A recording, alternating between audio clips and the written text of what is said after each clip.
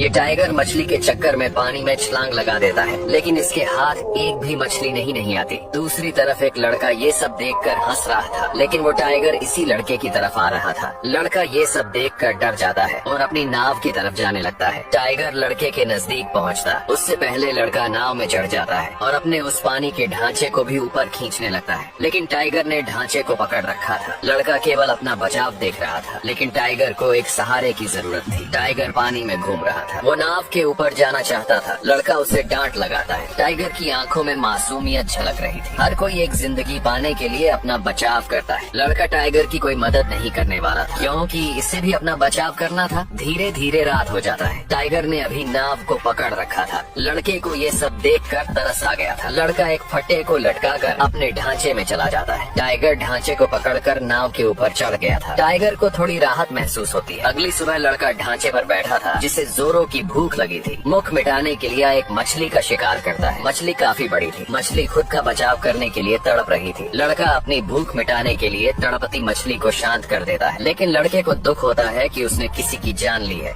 अब लड़का अपनी भूख मिटाने के लिए एक बड़ी मछली को पकड़ लेता है। मछली अपनी जान बचाने के लिए तड़प रही थी। लड़का तड़पती मछली को शांत कर देता है, लेकिन लड़के को दुख था कि उसने किसी की जान ली है। वो ऊपर वाले का शुक्रिया करता है। फिर लड़का नाव के पास जाता है और उस मछली को नाव में फेंक कर टाइगर को बाहर बुलाता है। कई दिन से भूखा टाइगर अपनी भूख मिटाता है। लड़के में एक दया थी, वो जानवरों के दर्द को पहचान सकता था। अब लड़का धीरे से नाव के ऊपर चढ़ता है और डंडे को उठाने की कोशिश कर रहा था। तभी टाइगर बाहर आ जाता है। लड़का बहुत ज्यादा डर गया था और लड़के के चेहरे पर एक मछली लगती है। लड़का मछली को उठाकर टाइगर की तरफ फेंकता है, लेकिन वो मछली उड़कर भाग जाती है। टाइगर को पछतावा होता है कि उसके हाथ से एक मछली निकल गई, लेकिन इनके लिए कुछ बड़ा होने वाला था। अचानक यहाँ एक मछलियों का तूफान आता है। सभी मछलियाँ उड़ने वाली थी। ये नजारा देखने में बेहद कमाल का लग रहा था। नाव में बहुत सारी मछलियाँ हो चुकी थी, लेकिन लड़के को टाइगर से खुद का बचाव भी करना था। वो टाइगर को डराते हुए एक बड़ी मछली अपने लिए उठाता है और उस मछली को खाकर अपनी भूख मिटाता है। लेकिन अब लड़का ठान लेता है कि उस खूंखार टाइगर को ट्रेंड करेगा, उसे एक समझदार जानवर बनाएगा, जिससे दोनों इस नाव पर आसानी से सफर कर सके।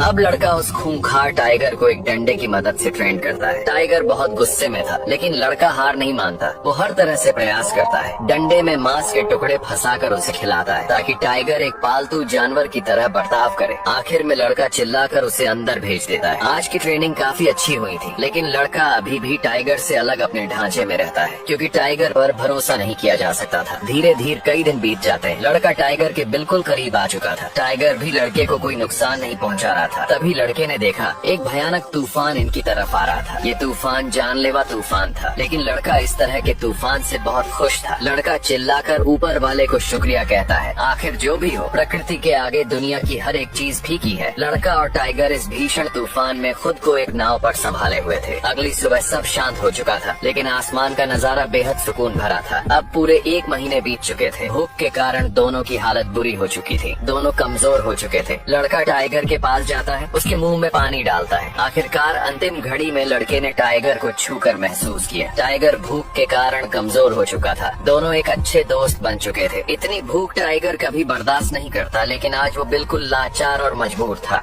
अब टाइगर और लड़का दोनों भूख से तड़प रहे थे। पूरे 15 दिन तक खाना न मिलने से दोनों बहुत कमजोर हो चुके थे और जीने की उम्मीद छोड़ चुके थे। लड़का अपने मम्मी पापा को याद करता है, जो अब इस दुनिया में नहीं थे। अगली सुबह लड़के की आंख खुलती है और वह देखता है कि उनकी नाव एक आइलैंड के किनारे लगी हुई है। लड़का नीचे उतरकर नाव को बांध देता है और वहाँ की जंगली घास खाने लगता है। ये आइलैंड कुछ अजीब था। तभी लड़के को किसी की आवाज सुनाई देती है। उसने देखा कि वहाँ बहुत सारे नेवले थे। लड़का उनके बीच चला जाता है और पानी में कूदकर नहाने लगता है। इस आइलैंड पर बहुत सारे नेवले रहते थे। टाइगर भी नेवलों का शिकार कर अपनी भूख मिटा रहा था। धीरे धीरे सूरज ढलने लगता है और सभी नेवले जंगल के अंदर जाने लगते हैं। लड़के ने रात बिताने का इंतजाम कर लिया था, लेकिन नेवले फिर भी उसके पास आ गए। लड़का उन्हें भगाने की कोशिश करने लगता है। रात का समय कुछ अलग सा दिखाई दे रहा था। लड़का एक फल तोड़ता है और उसे खोल कर देखता है, लेकिन वह फल जहरीला था। इस आइलैंड पर रात के समय हर चीज जहरीली हो जाती थी। अगले दिन लड़का वहाँ से जाने की तैयारी करता है। उसने बहुत सारी जंगली घास और मीठा पानी अपने साथ रख लिया था। फिर वह टाइगर को आवाज लगाता है। टाइगर भागता हुआ आता है और नाव पर बैठ जाता है। दोनों अगले सफर के लिए निकल पड़ते हैं।